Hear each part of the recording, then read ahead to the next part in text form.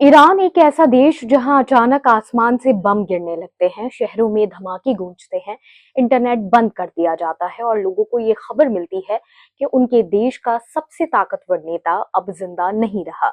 America और Israel के साथ शुरू हुई इस भयंकर जंग के बीच ईरान के लोगों ने अपने सुप्रीम लीडर आयतुल्ला अली खामनाई को खो दिया है। बताया जा रहा है कि तेहरान में उनके कंपाउंड पर हुए हमले में उनकी मौत हो गई।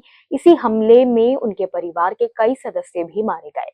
इस वक्त ईरान जंग के मैदान में है और इस युद्ध को चलते हुए 6 दिन का वक्त हो गया है और आगे ये युद्ध कब तक चलेगा इसके बारे में कुछ कहना मुश्किल है और शायद जब तक ये वीडियो आपके सामने आए इस युद्ध को चलते हुए और ज्यादा दिन हो जाएं।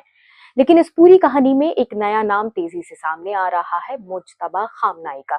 ये आयतुल्ला खामनाई के दूसरे बेटे हैं। कई विदेशी मीडिया रिपोर्ट्स कह रही हैं कि वो अब ईरान के अगले सुप्रीम लीडर बन सकते हैं। लेकिन सवाल ये है कि ईरान में ये जंग शुरू कैसे हुई, आयतुल्ला खामनाई की मौत की खबर ने देश की राजनीति को कैसे बदल दिया और अगर मुज्तबा खामनाई सत्ता में आते हैं तो इसका मतलब ईरान और पूरी दुनिया के लिए क्या होगा। आज हम इस पूरी कहानी को बहुत ही आसान भाषा में समझने की कोशिश करेंगे। सबसे पहले शुरुआत करते हैं कि ईरान में जंग कैसे शुरू हुई। ईरान और अमेरिका के बीच तनाव कोई नई बात तो नहीं है।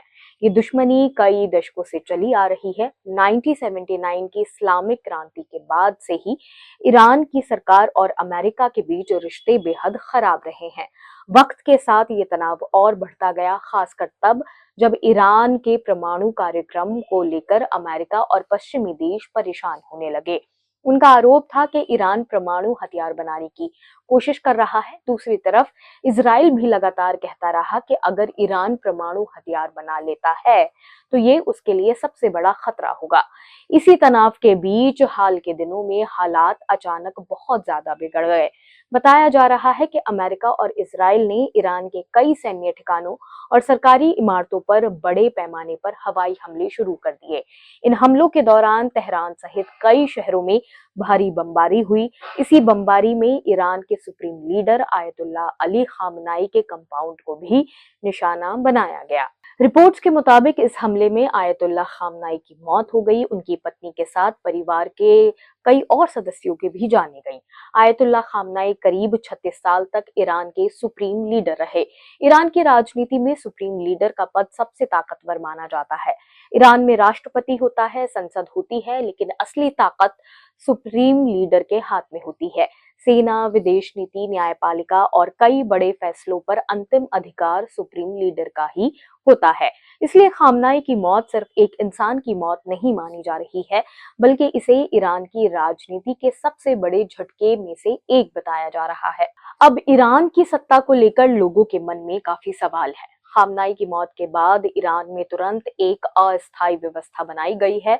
ईरान के कानून के मुताबिक फिलहाल 3 लोगों की एक परिषद देश की कमान संभाल रही है। इस परिषद में शामिल हैं अली रेजा आरफी, जो कि वरिष्ठ मौलवी और असेंबली ऑफ एक्सपर्ट्स के सदस्य हैं। गुलाम हुसैन मोहसेनी एजाई ईरान के न्यायपालिका प्रमुख हैं और उनके अलावा मसूद पेजेश्कियान ईरान के राष्ट्रपति हैं। इन तीनों को मिलकर अंतिम रूप से देश का प्रशासन चलाने की जिम्मेदारी दी गई है। लेकिन असली सवाल अभी भी वही है, ईरान का अगला सुप्रीम लीडर कौन होगा। इसी सवाल के बीच एक नाम सबसे ज्यादा चर्चा में है, मुज्तबा खामनाई का। Mojtaba Khamenei Ayatollah Ali Khamenei के दूसरे बेटे हैं और उनकी उम्र लगभग 56 साल बताई जा रही है। दिलचस्प बात यह है कि उन्होंने कभी कोई चुनाव नहीं लड़ा, वो किसी बड़े सरकारी पद पर भी नहीं रहे हैं, लेकिन इसके बावजूद ईरान की सत्ता के अंदरूनी हलकों में उनका प्रभाव काफी मजबूत माना जाता है।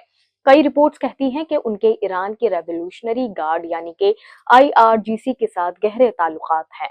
ये वही ताकतवर सैन्य संगठन है जो ईरान की सुरक्षा और कई रणनीतिक फैसलों में अहम भूमिका निभाता है। पिछले करीब 2 दशकों से मुज्तबा खामनाई का नाम कई विवादों में जुड़ता रहा है। ईरान के कई विपक्षी नेताओं और विदेशी मीडिया ने उन पर आरोप लगाए हैं कि 2009 के चुनावों के दौरान उन्होंने सरकार के समर्थन में काम किया और विरोध प्रदर्शनों को दबाने में भूमिका निभाई।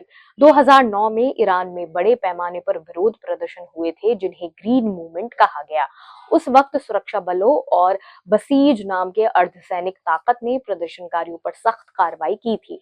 आलोचकों का आरोप है कि इन कार्रवाइयों के पीछे सत्ता के अंदरूनी लोगों में मुज्तबा खामनाई भी शामिल थे।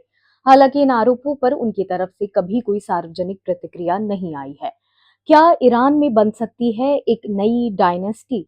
अगर मुज्तबा खामनाई सच में सुप्रीम लीडर बनते हैं तो ये ईरान की राजनीति में एक बड़ा बदलाव बन जाएगा, क्योंकि इससे ऐसा लगेगा कि ईरान में भी सत्ता एक ही परिवार में जा रही है। 1979 में इस्लामिक क्रांति से पहले ईरान में पहलवी राजशाही थी, जहां सत्ता एक ही परिवार के पास रहती थी। क्रांति के बाद ईरान ने खुद को एक इस्लामिक गणराज्य कहा था, जहां सिद्धांत रूप से धार्मिक विद्वानों की परिषद नेता चुनती है। लेकिन अगर सुप्रीम लीडर का पद पिता से बेटे को मिलता है तो आलोचक इसे एक तरह की डायनेस्टी यानी पारिवारिक सत्ता कह सकते हैं। आखिर नया सुप्रीम लीडर कैसे चुना जाएगा? ईरान के संविधान के मुताबिक देश का नया supreme leader assembly of experts नाम की संस्था चुनती है। ये 88 धार्मिक विद्वानों की एक परिषद होती है। इन्हीं के पास ये अधिकार है कि वो ये तय करे कि देश का अगला सुप्रीम लीडर कौन होगा। लेकिन मौजूदा जंग और लगातार हो रही बमबारी की वजह से हालात बेहद खराब हैं।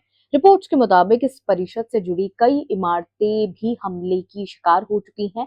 ऊपर से पूरे देश में इंटरनेट बंद कर दिया गया है और जानकारी के प्रवाह पर कड़े प्रतिबंध लगा दिए गए हैं।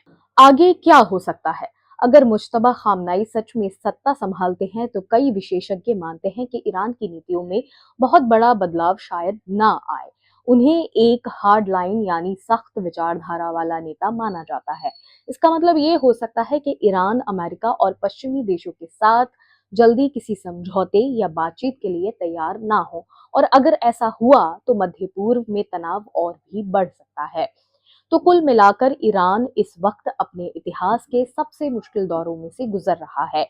एक तरफ अमेरिका और इजराइल के साथ चल रही भीषण जंग, दूसरी तरफ देश के सबसे ताकतवर नेता की मौत, और अब पूरे देश की नजर इस बात पर टिकी हुई है कि अगला सुप्रीम लीडर कौन बनेगा। क्या मुज्तबा खामनाई अपने पिता की जगह लेंगे, या ईरान की राजनीति में कोई बिल्कुल नया चेहरा सामने आएगा? ये आने वाले दिनों में ही साफ हो जाएगा।